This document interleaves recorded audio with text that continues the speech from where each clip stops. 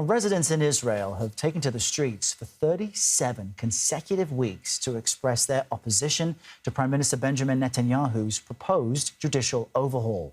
Now, opponents say the legislation limits their Supreme Court's ability to impose checks and balances over the government's authority. The resistance has not deterred Netanyahu.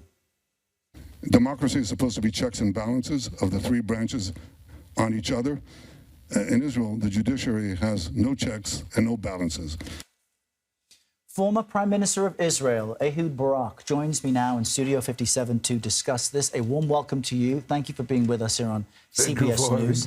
Let's dive right into it. You've called Prime Minister Netanyahu's attempts to overhaul the judiciary de facto dictatorship. If this goes into effect, what would it mean to Israel's democracy? I don't even want to think about it. We are not going to turn into de facto dictatorship, whether it's the Polish version, the Hungarian version, or the Turkish version. We are not there. We, the people, are defending our democracy against an attempt to destroy it from within. We are defending democracy. You should remember, democracy should be capable of defending itself against those who are using the very tools that it provides, the very freedom that it bestows upon the people in order to destroy it from within. And that's exactly what happened in Israel. It's not a judicial reform. Our Chief Justice, a lady named Esther Hayut, defined the following way. Said this is not a reform, this is an attempt to crush the independence of Supreme Court and push Israel out of the family of democracy. That's exactly what happens, and we are not going to let it happen. So it sounds like you joined those who were sounding the alarm over this, but Netanyahu is extremely popular, right? He's been elevated to prime minister some 5 times by now. That's the most in Israel's history. In your view, how much power does the far right have right now in Israel?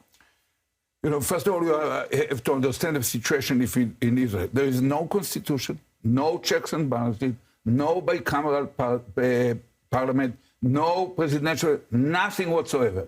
The executive branch and legislative branch are already one. So it is only the Supreme Court which defends Israeli democracy and blocks government from doing whatever comes to its mind. And it's basically what Bibi created as an unholy alliance to save him from 3 criminal court cases. In Israel, 97% of criminal court cases ended with a guilty verdict. So he is doing whatever it takes to get rid of it in order to do this. He joined hands with extreme parties.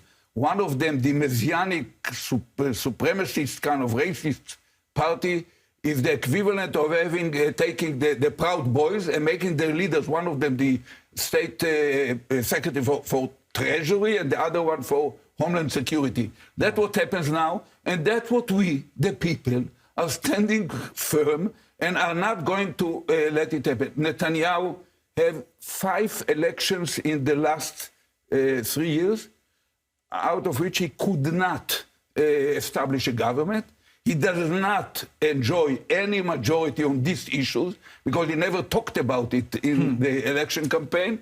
So he's very heavily isolated, desperate, almost kind of out of focus and balance. And his government is blatantly illegitimate, to my humble opinion, even illegal, when it tries to change the very system. They are trying to turn Israel from a place where government is limited. It cannot take whatever it wants against individuals or groups or minorities or LGBTQs or women or whatever, into a government that can do it, and we won't let it happen. Clearly, you feel where the country is headed right now under Netanyahu is the wrong direction. It's a dire circumstance and situation. I think they might say that it's necessary for security and safety of the Israeli people.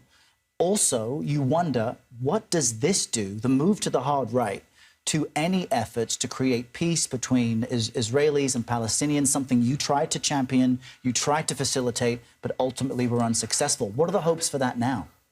I don't think that this government can accomplish anything of value.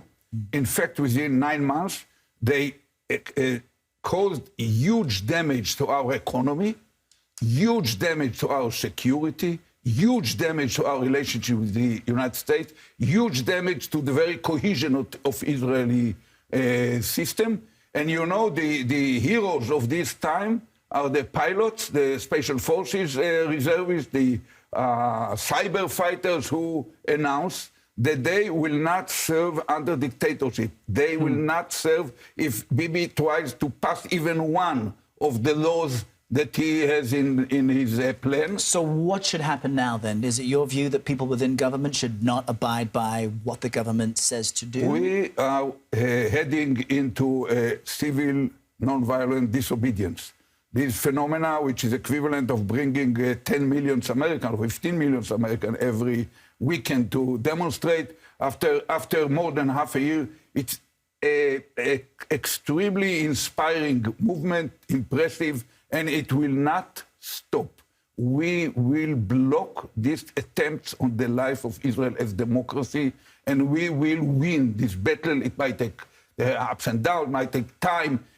Some people might lose their life along the way. I told the people we will have to face toil and sweat and tears, hopefully no blood, but might be some violence, always comes from the right wing, but we will put an end to it, whatever the price will be. Well, I certainly hear your message loud and clear. A former Prime Minister predicting there could be violence if this government continues to... No, there is already violence. People are kind of go under the wheels of cars, and there are some violence, but I'm confident that against all warnings, there will be no civil war in Israel. No way to the... Netanyahu doesn't have troops, and he doesn't have the will and the ability or capability to do it. We will win through the most non-violent protest ever. Well, I appreciate you coming here and discussing that and really putting an inflection point on what's happening in Israel right now. Former Prime Minister Ehud Barak, thanks for your time. Thank you.